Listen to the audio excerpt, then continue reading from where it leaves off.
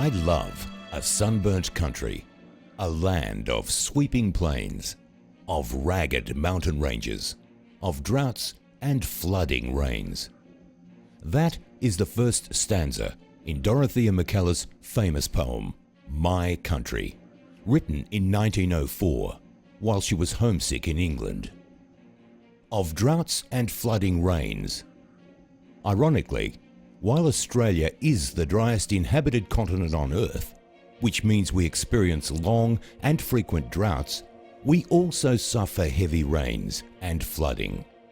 Sometimes too much, sometimes too little. These events, although harsh, are a natural part of Australia's climate.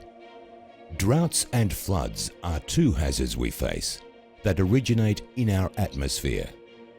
The lack or abundance of water stems from the weather and climate we experience. Some people talk about climate and weather as the same thing.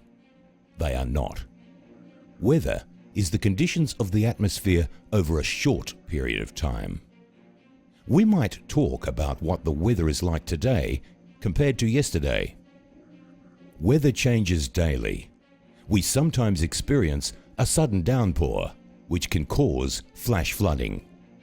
Climate, on the other hand, is the conditions of the atmosphere over a long period of time. You may have heard your grandparents saying that winters are not as cold as they used to be, or that we are experiencing drier conditions which cause droughts. In order to understand droughts and floods, we have to understand weather and climate. The 2010 to 2011 period was the wettest two-year period on record in Australia. Many parts of Queensland, New South Wales and Victoria were flooded. Long periods of heavy rain over Queensland catchments caused rivers to swell and burst their banks. 3/4 of the state was declared a disaster zone. Over 200,000 people were affected, 35 people were killed, and more than 20,000 homes were flooded in Brisbane alone. Some scientists think that the wet years of 2010 and 2011 were only a short break in the drier conditions we have experienced in Southeast Australia during the past 40 years. Do you remember seeing images of the long and severe drought many parts of Australia experienced between 2003 and 2012? During this period, Australians learned to value how limited and finite our water resources actually are. People worried about the level of water in our dams, and so water restrictions were introduced and water tanks installed to collect rainwater from roofs of houses in cities. Scientists think that the floods and droughts we experience are the result of a phenomenon called El Niño. El Niño explains why places on one side of the Pacific Ocean experience floods, at the same time that places on the other side, like Australia, experience drought conditions. Let's see how this works.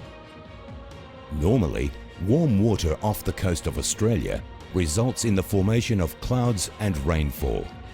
On the other side of the Pacific Ocean, South America experiences dry, sinking air, high pressure, and cooler ocean temperatures, which result in below-average rainfall and very often drought.